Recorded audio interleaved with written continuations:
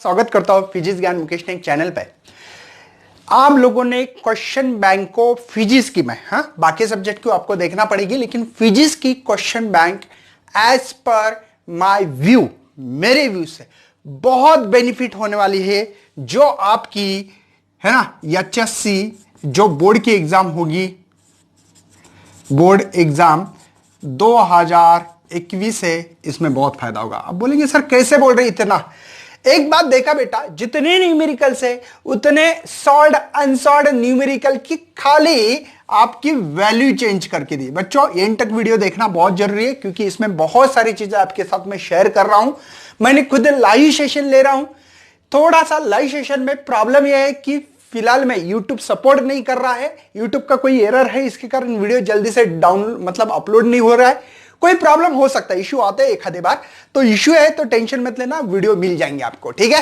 तो सबसे मेन बच्चों, फिजिक्स की जो भी क्वेश्चन बैंक है, इसके अंदर के जितने न्यूमेरिकल्स है वो आपके टेक्स्ट बुक के है। टेक्स्ट बुक के ओनली क्या किया बेटा, ओनली वैल्यू आपको चेंज करते हुए दे रहे, लेकिन क्वेश्चन एज इट इज है। इससे क्या सीख मिल रही है, मतलब हम लोगों को क्वेश्चन बैंक क्यों दिया गया है, पिक्चर क्लियर है बट्टो।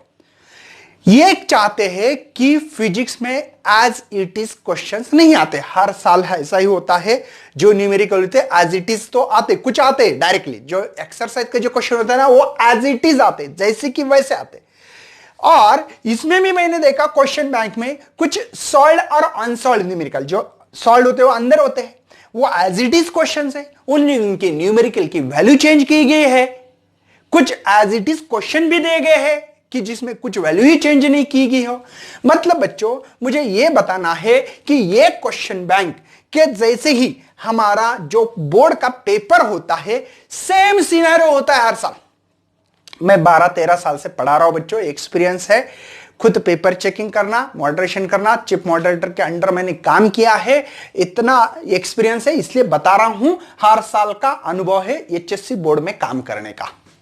तो इसी के हिसाब से मैं बताऊंगा आपको, जो फिजिक्स की क्वेश्चन बैंक है ना, ये मोस्ट इंपॉर्टेंट है एज पर माय व्यूज। अब क्वेश्चन पूछते बच्चे कि सर इसमें से कितना परसेंटेज आएगा। मैं तो बोलता हूं 100% आएगा। आप बोलेंगे सर पेपर देने के बाद आओगे और बोलेंगे सर एक भी क्वेश्चन आपने बोला इस क्वेश्चन बैंक में नहीं है। नहीं बच्चों समझ लो, यहां पे हम लोगों को क्वेश्चन है कि डिफरेंशियल इक्वेशन लिखो, जो कि है d²x by dt² plus ω²x is equal to 0। ये डिफरेंशियल इक्वेशन है, दिया हम लोगों को। लेकिन क्या सवाल एज इट इज आएगा? नहीं, सवाल इसके ऊपर हो सकता भैया इसी के एक्सेलरेशन निकालो, जो 4 मार्क का सेक्शन डी में देख लेना। इसके ऊपर से आप लोगों को बताया गया है कि एक्सेलरेशन निकालो, इसी से आप लोगों को वेलोसिटी निकालनी है, डिफरेंशियल और डिस्प्लेसमेंट निकाला। फिर यही क्वेश्चन आएगा क्या? नहीं, तो भी नहीं। इसके ऊपर सेम टू सेम ऐसा क्वेश्चन आने के चांसेस है, डिफरेंशियल इक्वेशन आने के चांसेस है, या भैया न्यूमेरिकल आने के चांसेस है। अब देखो डिफरेंशियल इक्वेशन देते हैं जैसे कि d²x बाय dt² प्लस यहां पे आप लोगों को दिया है 2, है ना, x इज इक्वल टू 0 या 4 दिया, ठीक है। आप लोगों को पीरियड पूछेंगे इसमें, मतलब देखो हाई डिफरेंशियल इक्वेशन ही है, लेकिन न्यूमेरिकल पूछा, इसमें क्या फर्क हो रहा है यार। बस आप लोगों को माइंड चेंज गेमर खेलते हैं फिजिक्स में। फिजिक्स इसी को कहते हैं कि आपका माइंड कितना कन्वर्ट है, कितना कन्वर्ट प्रेजेंस ऑफ माइंड से करते हो, इस बात को चेक किया जाता है। अब मैं लाइव सेशन ले रहा हूं, कल मैंने ऑक्सीलेशन चैप्टर को खत्म करने की कोशिश कर रहा था, तो भी सेशन डी बाकी है, ठीक है, ले लूंगा, टेंशन मत लेना सब कुछ। तो पीरियड का फार्मूला है टॉइस पाई बाय ओमेगा। ये डिफरेंशियल ओमेगा के जगह पे मैंने लिखा था ω² इज इक्वल टू 4, तो omega is equal to 2 radian पर सेकंड लिख दो भैया। तो 2 पाई बाय 2 से 2 मर गया, पाई की वैल्यू 3.14 सेकंड होती है। हो गया कि नहीं पीरियड। मतलब बच्चों ये चाहते हैं कि आप लोग कितना प्रेजेंस ऑफ माइंड, आप कितने खतरनाक पेपर सॉल्व कर सकते हो।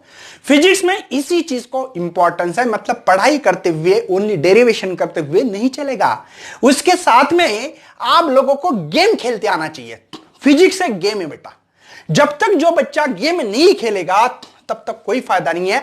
लेकिन आपके एक बार टेक्स्ट बुक जो मेरे कल लाइव सेशन में होंगे बच्चों, उनको मैंने पेज नंबर भी बताया था कि आपको 113 पेज नंबर पे 5.2 एग्जांपल है, उसमें देखो सेम क्वेश्चन है, खाली वैल्यू चेंज किए हैं। जैसे कि कल के इक्वेशन में मैं बताना चाहता हूं v1 वेलोसिटी 8 सेंटीमीटर पर सेकंड और v2 आपको 6 सेंटीमीटर पर सेकंड वाले। x1 की वैल्यू जो है बेटा यहां पे आई थिंक 4 सेंटीमीटर पर सेकंड, आई थिंक बोल रहा हूं, मुझे याद नहीं, अभी 3 सेंटीमीटर पर सेकंड। आपके बुक्स में यहां पे 4 और 6 दिया था, बस इतनी ही वैल्यू चेंज की है। और यहां पे आपके इसमें एम्पलीट्यूड और यहां पे पीरियड ऐसे 2 सवाल नहीं थे, एक ही सवाल था, इसको 2 सवाल में चेंज किया गया है। मतलब मुझे यह बताने में खुशी हो रही बच्चों, क्वेश्चन बैंक से आपको अपोज करने की जरूरत नहीं है, वही क्वेश्चन। मुझे बताओ इसके अलावा क्वेश्चन कौन से आएंगे यार? अरे इसके अलावा क्वेश्चन ही नहीं हो सकते।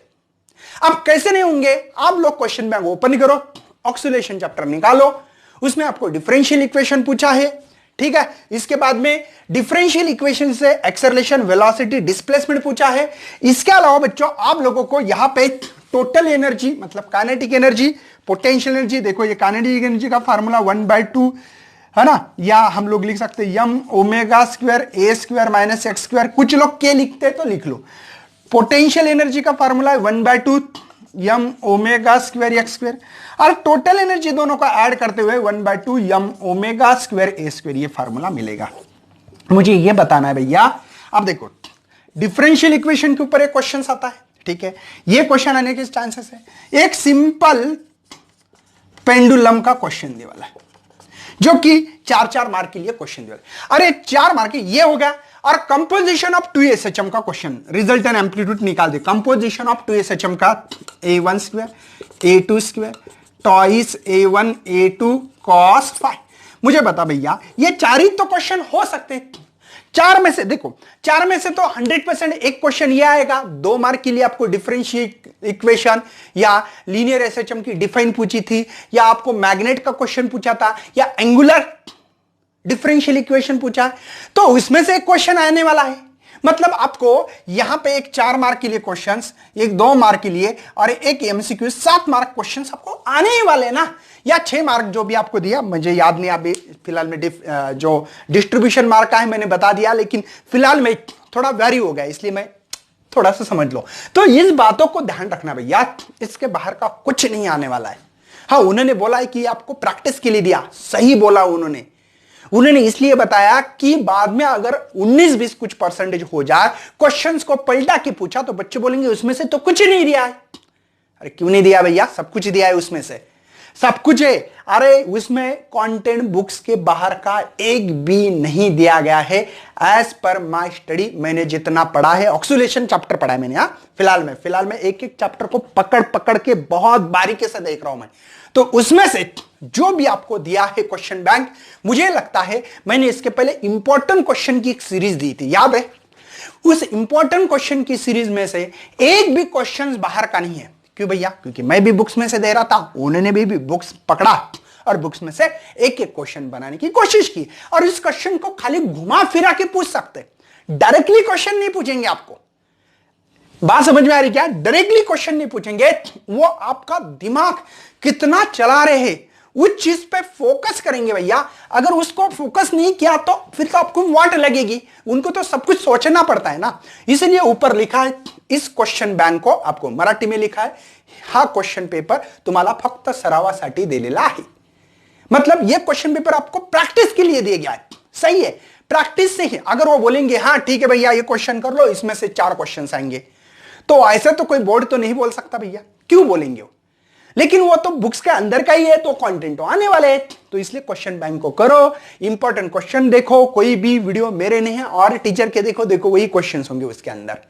हर किसी ने जो दिया था वो उनका खुद का अनुभव था, वही अनुभव से हम लोग ये क्वेश्चन पेपर का जो भी क्वेश्चन बैंक बनाया गया है बेस्ट है as per my views, very best. हाँ, रही बात बच्चों एमसीक्यूज कहां से आएंगे, वही एमसीक्यूज आएंगे क्या? नहीं, उसके ऊपर एमसीक्यूज आ सकता है। एमसीक्यूज देखते हैं कि आपने इस चैप्टर को कितना गेन किया है।